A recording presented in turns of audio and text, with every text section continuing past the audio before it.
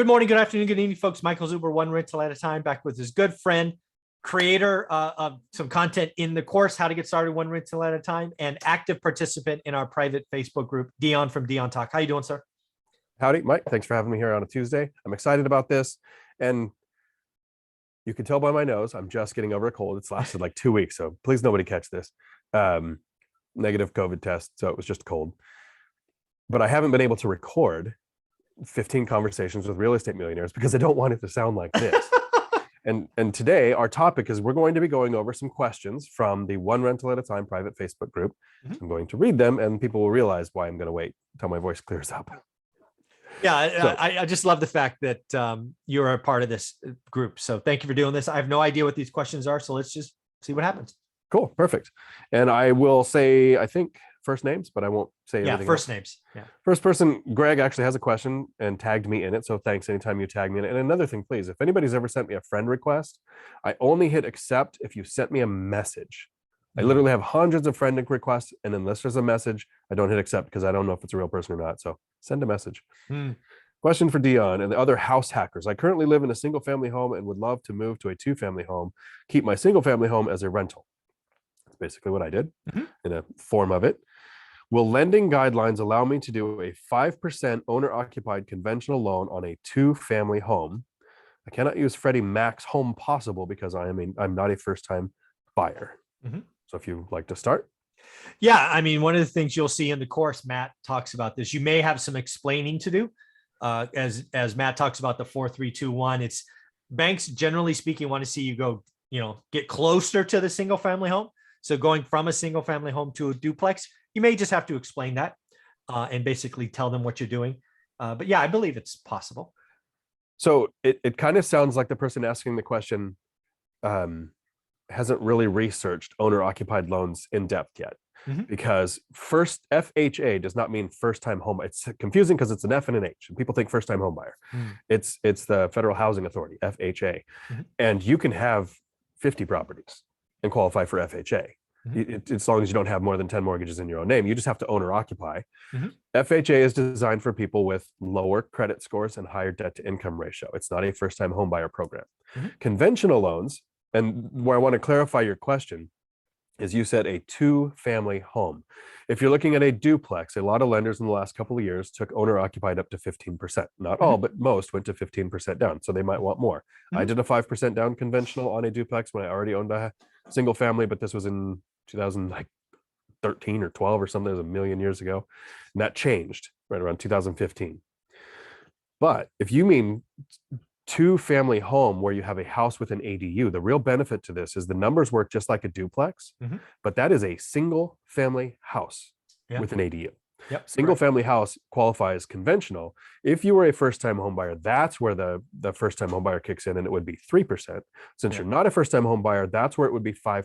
So if you found a house with an ADU, yes, you can absolutely do a 5% down conventional owner-occupied loan. The duplex, you might have to shop around a little or go FHA, and like Mike said, do the explaining. Here's why I'm moving. If the house has 2 bedrooms and you move to a duplex that has 3 bedrooms each side, that's moving to a bigger residence. So that's one option. Okay. Very cool. All right. Thank you for the question. What's next? Cool. The next question, and this is from Jeff. Somebody made a comment about housing prices rising and rents rising. And here's Jeff's comment. So it's not really a question, but feels like one. Okay. Jeff, am I reading this right? Home values are up 20. So it is a question. Home values are up 21%, but rent is only up 6%. Not sure what I was expecting, but seeing it side by side makes it seem disproportionate. So home value is 21, rent's 6%.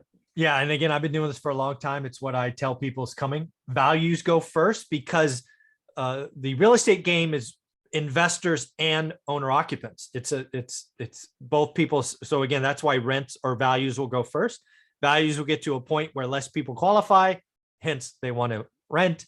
Rents lag 9 to 12 months. And again, I've been doing this 21 years. It's pretty common. So what will happen, I believe, or what I'm calling for is real estate values to slow down and rents to continue for the next 9 to 12 months. It's going to be tough to be a tenant, in my opinion, coming up. It's a lot of tenants are probably going to have to move because some markets are changing so much. And that's the one problem I think with data like, oh, rent, house prices are up 21%, rents are up 6%. Just under 400 housing markets in the United States. Which ones are you talking about? Yeah. Rents in San Francisco in 2020 dropped 30 plus percent. It was like 31% for a few months. That might not have held, but how did that impact the overall, and how did that one market look? Yeah.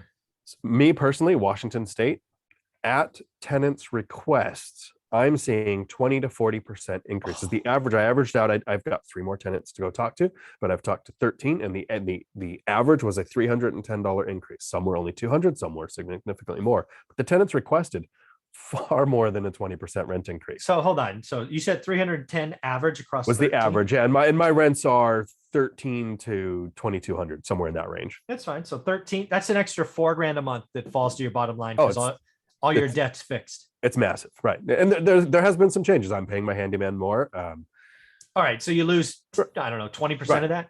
The reason to own appreciating assets where rents go up and mortgages stay the same is because of everything we said in the last 28 seconds. Yeah, exactly. Wow. Right. No, it's massive. I added 1 duplex this year, and my income from last year to this has gone up. So last year, 89,000 in profit. This year, 124,000 in profit. Up 50%. It's massive because the binder strategy works, and wages set rents. What someone paid, everybody gets fixed on. You can't raise the rent so much, that's unethical. Well, if the tenant's requesting it and they're happy, ethics are included in this equation. Yeah. But what is happening to the rents in your area, not what was the tenant paying last year. That's actually how I'm able to find good deals. My friend that looked at that one property that we talked about in an earlier video where she paid almost twice as much as me. If we looked at the rents from mine just going up incrementally every year, it would have been a terrible deal. But we looked at rents as what are they doing now in the market, and her deal is almost twice as good as mine first year. That's awesome. I got a 10% return. She's getting an 18. Woo! Good for her. Yeah. So I agree with Mike though. Prices, rents, they come behind. Yeah. The next question. This is a good one that I would like to hear your opinion on, because I have encountered this once and had no problems. Okay.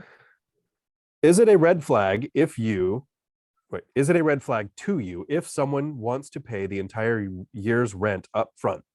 And then she has a follow-up that I really want to clarify. She says, not sure why someone would want to do this. Oh, but this is Trisha. So that's the question that bothers me the most out of all the ones I get. Why would that person sell? Why would none of that matters? Yeah. What I would tell you to kind of the second part is never try to second guess someone else. You have no idea what their opinion is. Maybe they're horrible with money and they got a bonus and they just want to get rent taken care of. I mean, never try to second guess someone else. Although I have had this happen. I've had it dozens of times.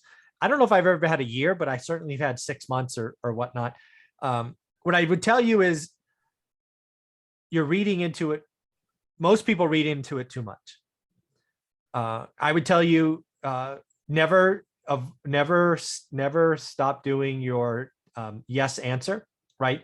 If somebody wants to give you all cash up front for a year, but they don't qualify, meaning credit score or something else, the answer is no. It doesn't matter. To me, it doesn't matter where the money comes from or when it shows up. You either qualify or you don't.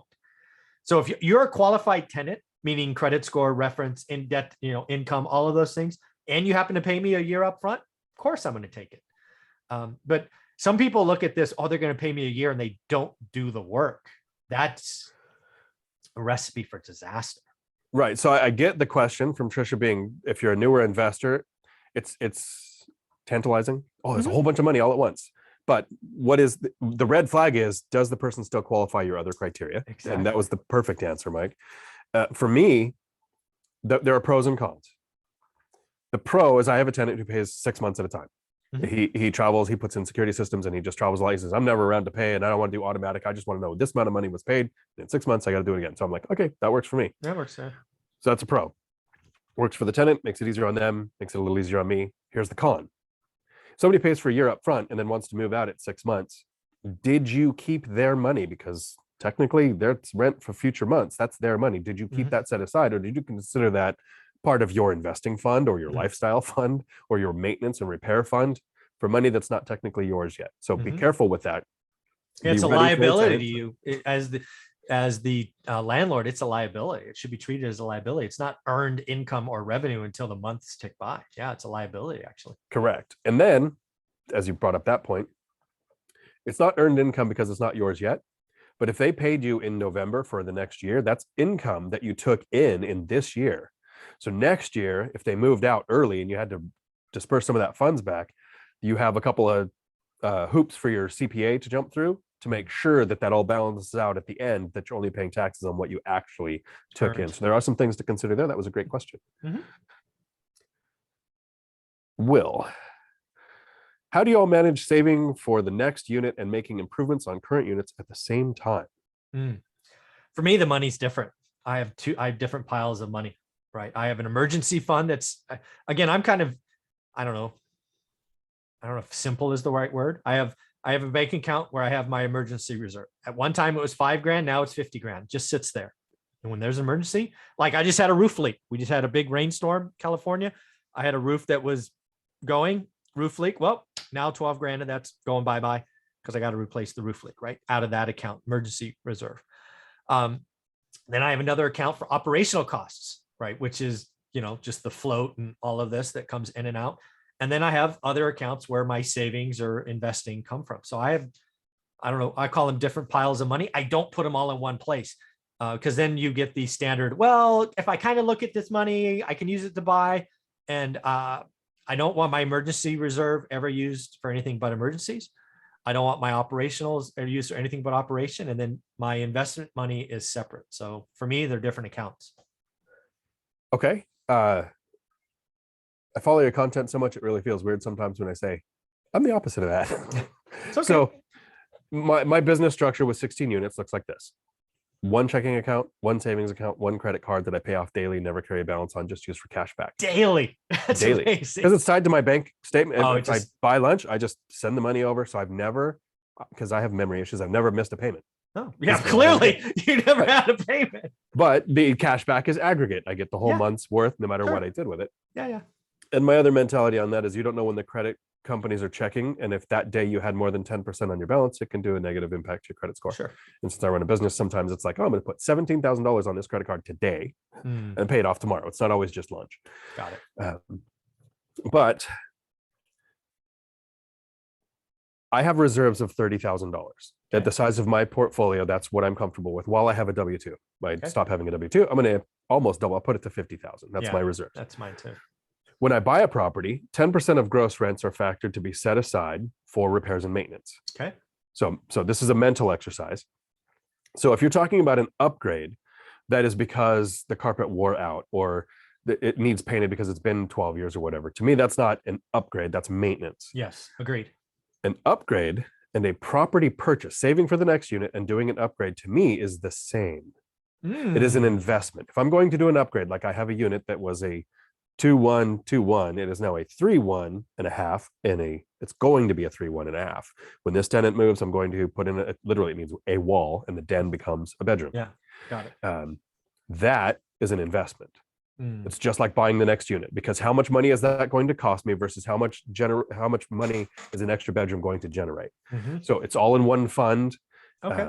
But I look at maintenance and investing as different expenditures. Sure. And upgrades and a purchase are both investing. Okay. I like that. All right. Okay. Mateo, how to pick a good real estate agent? What are some of the questions you should ask? Well, this is going to sound kind of counter to the question. I actually vet agents now based on the questions they ask me. Wow, that's smart. I like it. Yeah, because it's not about my questions. What I found from real estate agents is most of them are professional salespeople. I've dealt with professional salespeople for 30 some odd years. A professional salesperson will not stay a professional salesperson unless they can sell themselves. So me asking questions gives me no value. Me sitting down and listening to their questions gives me value. So that's my answers. It's not about my questions. It's about their questions. No, it's actually brilliant. So I run a CDL school. People come in and they sit with office staff and they have questions about transportation and getting a CDL. I do the training for sales for our staff. And that's why we're the largest school in the state by like 1,200%. That sounded arrogant. Subtle brag. Right. Sorry. No, that's not how I meant it. What I meant is we have a system. I meant it. Subtle For, brag. Thank you. For sales. Yes. And in salesmanship, you don't give any information until you ask the right questions. You have no idea what to say until you know what the person needs to hear. So if an agent came to me and they didn't have questions for me, I've never tied it together that way, because I basically have agents set up auto searches and I do all the work. So I've never really vetted an agent. I got lucky and found a rock star in the Tacoma area. This guy, I've recommended him to everybody. And I've done my last 4 deals with him. He's amazing. But there's a way I would vet agents and lenders. So I wouldn't have questions to ask. I'd love when I want to start using what questions they ask me. That's how I'm going to vet my agents. But in a market like this, speed matters more than anything. I'm making the decisions on where the numbers are, what the rents are, what my payments will be. I don't need the agent to help me with any of that. I don't need them to tell me about curb appeal or which way the kitchen faces. I'm not a home buyer. I'm an investor. So with my lender, when I first meet one and I'm pre-qualified, or they've told me I'm pre-qualified based on someone else's research, some other lenders pre-qualification, I will text them on a Saturday at noon. Hey, this is the property I'm looking at. I want to make this offer. I need a letter of pre-qualification. And they don't say anything else. If I get that Monday, I'm never talking to that lender again in my life over anything. If I get it within 2 or 3 hours on a Saturday, sure, that's a lender I'll work with. And I tell them that speed matters to me. When I reach out, if you don't answer within a couple of hours, I get life can happen. You can be at a function, you can be with your family, you can be at the movies. I get it. But this is a business transaction, and my agent and my lender works 24/7, just like I do. That's how I would vet if I was past the question stage. Nice. All right. I got time for one more. Okay. This will be the last one from the other Mike. Can you call 2 properties a portfolio? Absolutely. Yeah. So that's why I wanted to bring this up, because he says we're adding a second property to our portfolio. That is absolutely a portfolio. Congratulations, Mike, closing on that. Absolutely. Yes. Before you own a rental property, you have a portfolio. What is your reserves at? What is your investing amount at?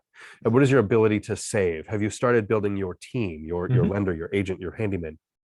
You have a portfolio you're running before you close on your first deal. So if you got to 2, Mike, you are years ahead of 90% of the people in the country. Yeah, I want to be very clear on this, but I have this concept I'm working on, see video 1, player and spectator. When I say player, my biggest concern is people hear that and they think they have to own a rental. Absolutely not. You doing the daily work, the focus, you part of the Facebook groups, you whatever, you are a player. You've made the decision. You are trying to get a little better every day. You are trying to learn the skill of real estate investing. Being a player is that. Getting to a point of having 2, you are light years ahead of most people. You are a player when you make the choice and start doing the work.